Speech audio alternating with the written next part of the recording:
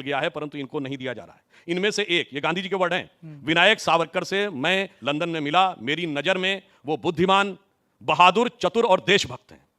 ये गांधी ने लिखा है, बहादुर, चतुर और देशभक्त हैं। और आगे उन्होंने क्या लिखा, ब्रिटिश साम्राज्य की बुराइयों को उन्होंने मुझसे कहीं पहले समझ लिया था। मगर ये गांधी को तो समझ में आया, राहुल गांधी को नहीं समझ में आया, तो इसके लिए हम क्या कर सकते हैं? सुधांशु जी, जो यंग इंडिया में गांधी जी ने लिखा वो सावरकर जी के भाई ने उन्हें चिट्ठी लिखी, फिर उसके बाद उन्होंने उनका पक्ष लिया। लेकिन इसके बाद आगे भी बढ़ते हैं, हमारे पीछे भी हम तस्वीर देख रहे हैं, हम गुजरात की धरती पर मौजूद हैं। अभी आपने कहा कि जब आप ये कोशिश करते हैं कि आप महापुरुषों को अपना लें, जो कांग्रेस पार्टी अभी कर रही है शिवाजी को अपनाने के साथ, वही वो आरोप आप पर लगाते हैं कि आप सरदार पटेल को अपनाने के और अपने बनाने की कोशिश करते हैं। तो ये भी कि महापुरुष ये मेरे हैं, ये तुम्हारे हैं, ये जो तुम्हारे थे वो अब हमारे हैं, ये राजनीति कैसे? देखिए, मोदी जी ने सत्ता में आने के बाद सभी महापुरुषों को समान रूप से सम्मान दिया है। सरदार पटेल की सबसे बड़ी भव्य मूर्ति बनाई उन्होंने। गांधी जी का 150वां जो वर्ष था, पूरे धूमधाम के साथ, पूरे सम्मान के साथ मनाया गया। गांधी जी की खादी की जो बिक्री थी वो बहुत ज़बरदस्त तरीके से बढ़ी। अरे हमने अनेक लोगों को वो दिया। अब ये बताइए, एससी ज़मीर और तरुण गोगोई हमारी पार्टी के थे, उनको भी सम्मान दिया है, सिविलियन अवार्ड्स दिए हैं। तो ईमानदारी के साथ हम सबका सम्मान करते हैं, परंतु समस्या तब आती है जब किसी दूसरे के मन में, अब सरदार साहब की बात करते हैं, सरदार साहब की मृत्यु हुई 1950 में, बताए कांग्रेस उसने, जब तक गुजरात बना 1960 में, तब तक एक योजना, एक संस्थान, एक कोई चीज जो सरदार साहब के नाम पे हो। चलिए दूसरी बात कहता हूं, 2014 या भारतीय जनता पार्टी के राइज 90 के दशक से पहले कांग्रेस के किसी अधिवेशन में बैकग्राउंड में सरदार साहब की फोटो दिखाई है? कहीं नहीं, जीरो। तब समस्या आती है।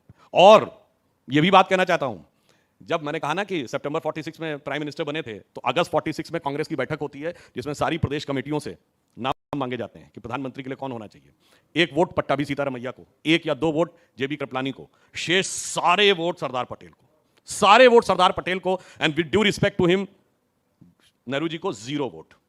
अब 0 वोट पाके कोई प्रधानमंत्री बन जाए और सारे वोट पाके कोई किनारे रह जाए, उनको हक है बोलने, उसके बाद उसके नाम पर कुछ लिखा ना जाए। अच्छा, और ये मैं कोट भी कर रहा हूं, ऐसा नहीं, India from Curzon to Nehru and thereafter by Durgadas, सारा पढ़ लीजिए। ठीक है, आपकी पूरा उस मीटिंग का आपकी एक याददाश्त चीज तो का खैर गजब की है, ये तो हम सब मानते हैं। लेकिन इस बार मुझे लगता है राहुल गांधी एक लाइन आगे बढ़े हैं। ये माफी का जिक्र तो इससे पहले भी वो कई बार कर चुके हैं, लेकिन इस बार उन्होंने कहा कि भाई देखिए, गांधी, नेहरू, पटेल भी सालों तक जेल में रहे, लेकिन उन्होंने कभी माफीनामे की चिट्ठी पर साइन नहीं किया, और वीर सावरकर ने साइन करके गांधी, नेहरू, पटेल को धोखा दिया। एक लाइन वो और आगे बढ़ गए। मुझे लगता है थोड़ी उनको अपने पार्टी छोड़िए, परिवार की जानकारी नहीं है। आपको पता है बगैर माफी मांगे किसी की सजा माफ हो गई हो? शायद आप लोगों को न ध्यान हो तो मैं बता देना चाहता हूं, वो नेहरू जी थे 1923 नाभा में।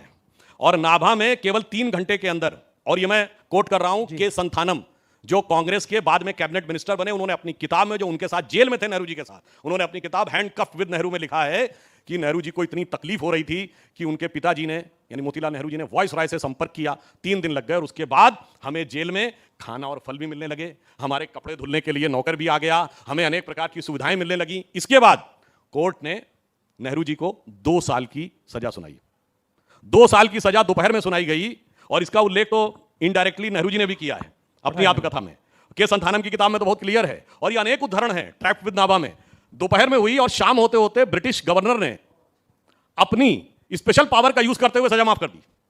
नहीं तो आप ये कहना चाह रहे हैं कि गांधी, नेहरू, पटेल के इतने अच्छे कनेक्शंस थे कि बिना माफीनामे के उनकी सजा माफ हो जाती मैंने थी, तो शपथ इसलिए उन्हें चिट्ठी लिखने की जरूरत नहीं पड़ी। मैंने तो शपथ की बात कही है। अच्छा, शपथ किसने ली थी बताइए? 37 की प्रोविंशियल असेंबलीज में कांग्रेस के नेता किसके नाम की शपथ लेकर सरकार में आए थे, और 46 में किसके नाम की शपथ ली थी जब अंग्रेजों का शासन था माउंटबेटन? और मनोहर लोहिया जी जैसे लोगों ने मना कर दिया था उस सरकार में आने से कि क्वीन के नाम की निष्ठा की शपथ नहीं लेंगे।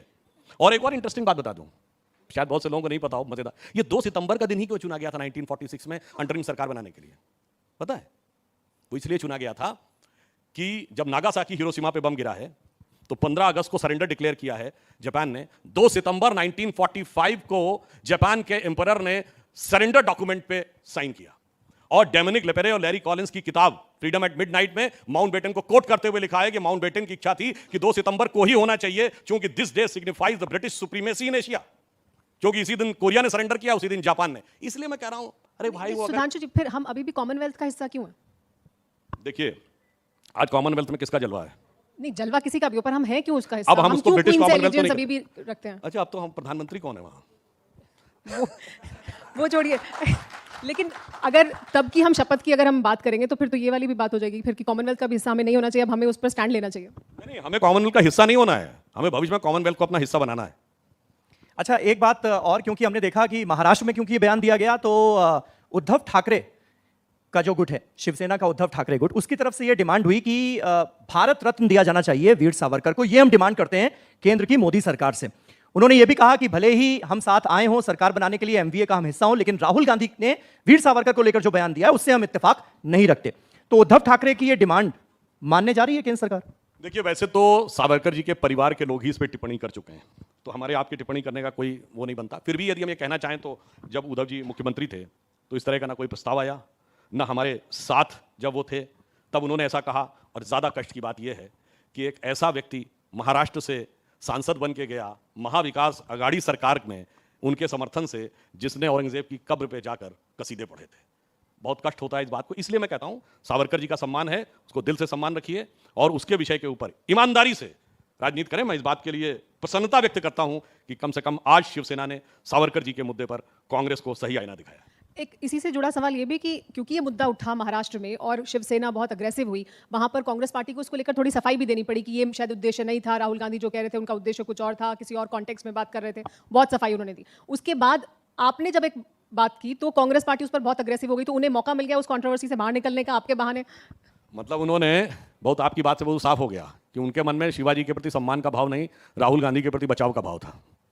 तो उन्होंने राहुल गांधी के लिए इसको ढाल के रूप में प्रयोग किया। और जो जब से यात्रा शुरू हुई है, मतलब केरल में पता नहीं किसको साथ में ले रहे हैं, फिर तमिलनाडु में कौन से पादरी को साथ में ले रहे हैं, तो कर्नाटक में उनका कार्यकारी अध्यक्ष पता नहीं क्या बोले दे रहा है, हिंदू शब्द का अर्थ गंदा है, पता नहीं कौन सा मंत्र फूंक के जा रहे हैं कि छत्तीसगढ़ में उनकी नेत्री हिंदू देवी देवताओं के अपमान वाले पे सामने है, और यहाँ गुजरात में भी कोई कुछ बोल देते हैं। तो मुझे समझ में नहीं आ रहा है कि राहुल गांधी जी कौन सा मंत्र फूंकते हुए चल रहे हैं उस यात्रा में। और वैसे ये जिन चीज़ों को मुद्दा बना रहे हैं ना, इस मुद्दे को लेकर वो जिस मुकाम तक पहुंचने की कोशिश कर रहे हैं ना, उस पर जानते हैं हकीकत क्या है? उस पर मुझे एक लाइन याद आती है, कांग्रेस इसी को बनाती रही मुद्दा और पता नहीं कहां से कहां पहुंच गई कि कश्ती भी नहीं बदली, दरिया भी नहीं बदला, इन डूबने वालों का जज्बा भी नहीं बदला। है शौक सफर ऐसा, एक उम्र हुई हमने, मंजिल भी नहीं पाई, रास्ता भी नहीं बदला। ये राहुल गांधी की तथाकथित भारत जोड़ो यात्रा पर फिट बैठता। नहीं तो राहुल गांधी को हिंदू भी नहीं मानते क्या? देखिए, हिंदू होना और हिंदू होने पर स्वाभिमान करना, दोनों में जमीन आसमान का अंतर है। इसलिए मैं ये कहना चाहता हूं, अगर राहुल गांधी और कांग्रेस पार्टी को इस बात के ऊपर रंच मात्र भी कॉन्फिडेंस है, तो जो मैंने शब्द बोला वो शिवाजी के उस वाक्य के साथ खड़े तो हो कि राखी हिंदुवानी हिंदुवान का तिलक राखी, बोलो तो कि स्मृति पुराण और वेद को साथ में रखा, मगर वो बोलने को तैयार नहीं है। इसलिए मन में संदेह उत्पन्न होता है कि उनके लिए वो क्या कहते हैं, मैं हिंदू हूं, हिंदुत्ववादी नहीं हूं। उनके नेताओं ने कितना बड़ा अपमान किया, कहते हैं हिंदुत्व शब्द 100 साल पुराना है। अरे नानक किताब पढ़ ले, उन्होंने लिखा है 10वीं शताब्दी से हिंदू शब्द का प्रयोग है।